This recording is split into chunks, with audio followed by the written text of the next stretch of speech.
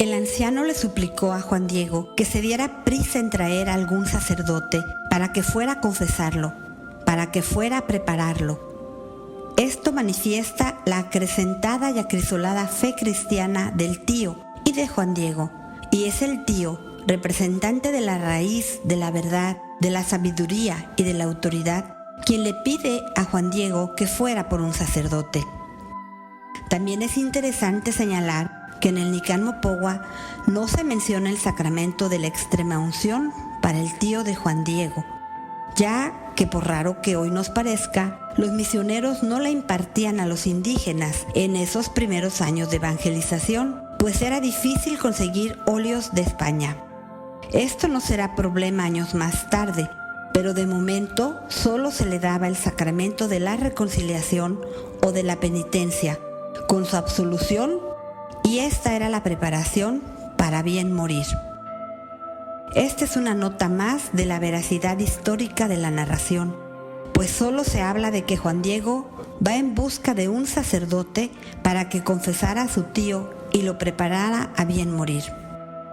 Asimismo, como decíamos, la precisión de fechas con sus días, así como de las horas, de las distancias, de los lugares, de las puntualizaciones de hechos históricos, como el de tomar lista, o el que se escribe desde Tlatelolco, o ese hecho de darle solo la absolución al moribundo, etc., nos ubica en un hecho real, histórico, narrado de una manera hermosa, un acontecimiento evangelizador que pasó en la historia concreta, pero que la trasciende.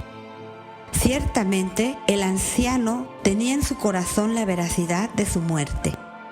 Juan Bernardino, que ya había sido bautizado, tenía fe en la vida futura y quería la presencia de un sacerdote para confesarse y prepararse para bien morir, y así poder nacer a la otra vida. Por ello, le pidió a su sobrino que fuera inmediatamente por un sacerdote, aunque todavía fuera muy de madrugada y estuviera oscuro, para poder obtener este sacramento. Una vez más en el Nican Mopogua se usa la expresión que saliera hacia acá, que viniera a llamar a Tlatelolco.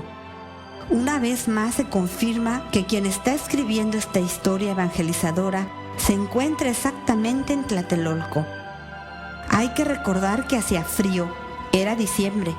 Juan Diego se anudó al cuello una amplia tilma de invierno con la que se envuelve y sale deprisa a Tulpetlac, hacia Tlatelolco, muy de madrugada.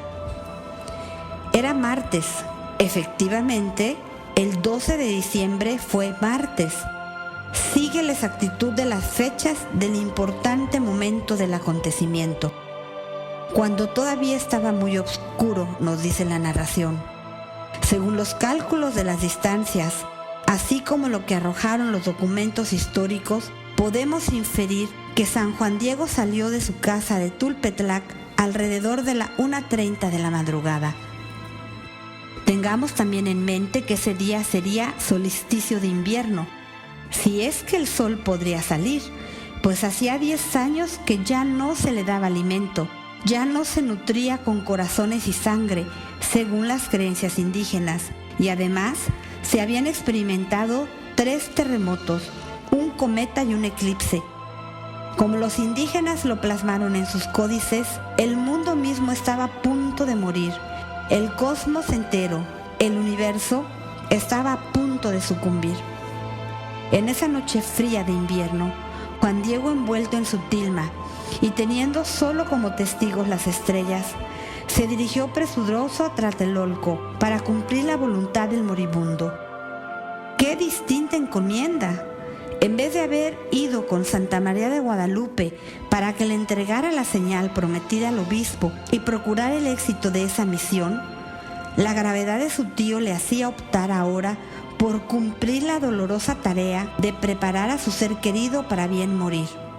Su raíz, su cultura, su tradición, su historia, su autoridad, su sabiduría, su identidad estaban a punto de ser sepultadas.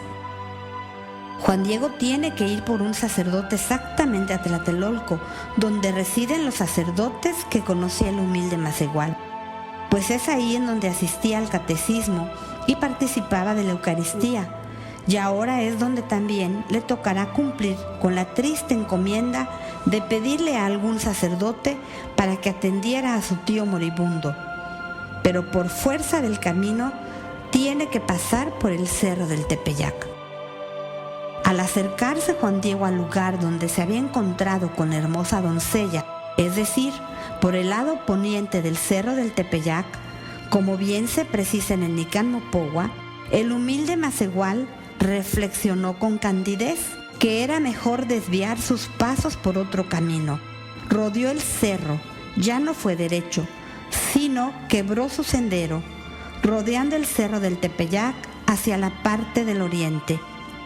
Subió por en medio y de allí, atravesando, vino a pasar hacia donde sale el sol.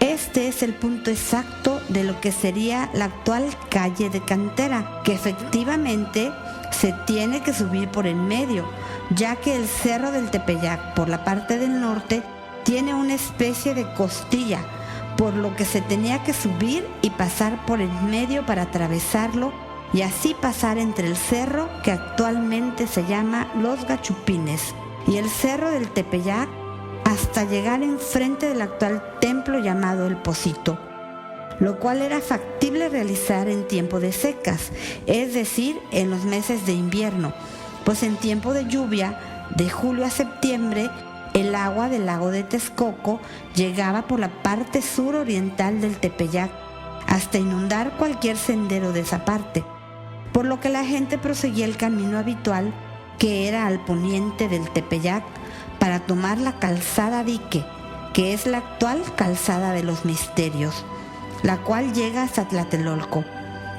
Pero como decíamos, en tiempo de secas, el agua del lago se retiraba y se podía caminar por la parte suroriental del Tepeyac, lo que hizo San Juan Diego para esquivar el posible encuentro con la Virgen. Juan Diego ya no fue derecho, torció el camino, trató de esquivar a aquella que perfectamente a todas partes está mirando, buscó la manera de no ser visto. Es posible que también este proceder de Juan Diego se uniera a algunas características de la cortesía india, la cual pretendía que con la pura actitud física entendiera la Virgen que en ese momento no podía atenderla. Otro dato significativo al rodear el cerro y quedar al oriente del Tepeyac es que ahora la mirada de Juan Diego estaba en dirección del cerro, pero hacia el poniente, hacia donde se oculta el sol, signo de oscuridad y de muerte. Como hemos señalado, en el Nican Mopogua tiene una gran importancia las veces que se indica el tomar el camino derecho, manifestando la verdad del sendero, la rectitud y la honestidad en el actuar.